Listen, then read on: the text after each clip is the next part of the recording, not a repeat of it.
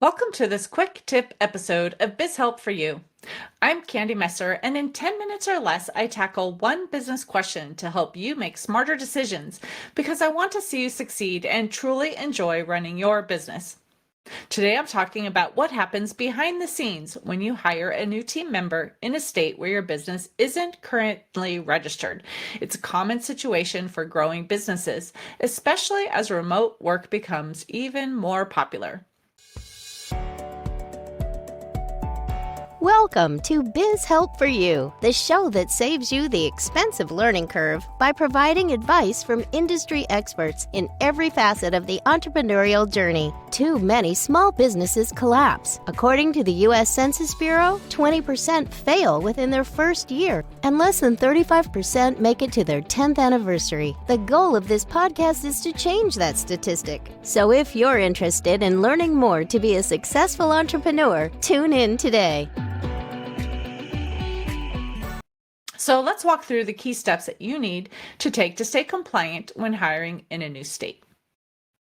Step 1 is apply for a business license in some cases.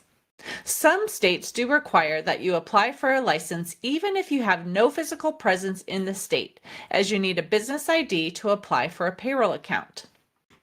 If you do have any physical presence in the new location, you may also need to file as a foreign entity operating there with the Secretary of State. Even though your business is based in another state, the act of hiring someone locally often counts as doing business there. Step 2. Set up state payroll accounts. The first one would be state withholding account. Now, this is where you'll remit your employees' income tax withholdings if that state does have income tax. There are 9 states that do not tax wages. These include Alaska, Florida, Nevada, New Hampshire, South Dakota, Tennessee, Texas, Washington, and Wyoming. You also need a state unemployment insurance account, also known as SUI, S-U-I. You do need to register for this program in all the different states because every state requires unemployment insurance. Now, some states do combine these 2 tax agencies into one, but many require you to register with 2 different government entities to be compliant. Step 3, comply with the local employment laws. Every state, and sometimes even cities or counties, have its own labor laws, and these can include minimum wage requirements, paid sick leave laws, required new hire reporting, workers' compensation insurance mandates, and mandatory retirement participation. Be sure to check what's required for the specific location where your employee works, not just the state overall. Some cities have stricter requirements than the state does. Step 4. Update your payroll system. Once you've registered and have all your account numbers, it's time to update the payroll system. Make sure it's calculating the correct state taxes and applying the right wage and time hours. You might also need to make updates to things like paid time off or accruals for state-specific programs. And of course, make sure you have access to all of the tax forms you'll need to be compliant for your quarterly and annual filings. This is where having a solid payroll provider or a bookkeeper comes in handy. They can get you all of this set up correctly so that nothing slips through the cracks. Step 5, report your new hire. Most states require that you report new hires to the state agency within a certain time frame, usually within 20 days of the hire date. This helps the state keep track of employment for child support enforcement and other legal purposes.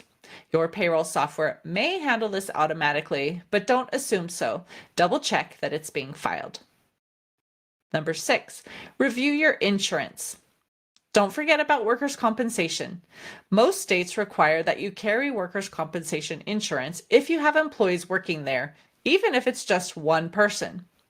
Depending on your carrier, you may need to update your existing policy or get coverage in that specific state.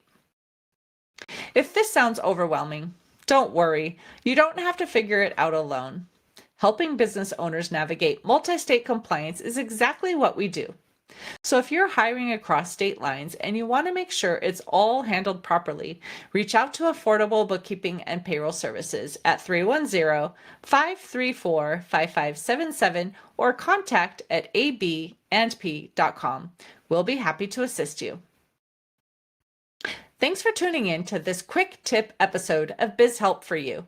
If you found this episode helpful, be sure to follow, leave a review, and share it with a fellow business owner who's growing their team. And if you'd like to financially support the show, a link is in the show notes. I hope today's topic gave you fresh insight to make your path to success hiring someone outside of your current home state in another state clearer. If you have questions, of course, let us know at media@abandp.com. Your question could be answered on a future episode. Until next time, have a fabulous day. Listening to Biz Help for You. Please join your host, Candy Messer, again next time. Have a terrific day.